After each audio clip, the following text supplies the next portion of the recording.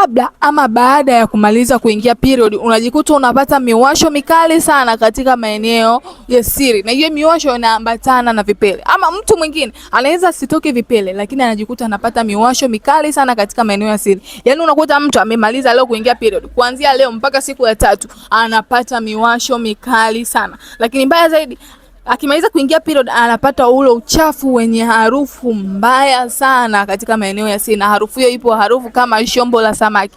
Na hiyo hali imekuwa ni hali endelevu, kwa sababu kadri kila mwezi anavyoingia lazima apitie hizo dalili. Lakini kitu cha pili, mwanamke wa aina hiyo anajikuta kila akimaliza kushiriki tendo, akishamwagiwa mbegu, anajikuta anachomwa katika maeneo yake ya siri na anapata maumivu makali kiasi kwamba anatengeneza vidonda. Hiyo inaashiria tayari umeshaathirika na changamoto ya infection katika via vyako vya uzazi, lakini kirusi cha HPV pia kinafanya kazi yake ipasavyo. Sasa hiki kirusi kikikaa ndani ya mwili kwa muda mrefu, kienda kuharibu katika via vyako vya uzazi, inaweza ikapelekea hata saratani ya shingo ya kizazi. Hakikisha unakuwa makini sana. Kama tu bado unahitaji kubeba ujauzito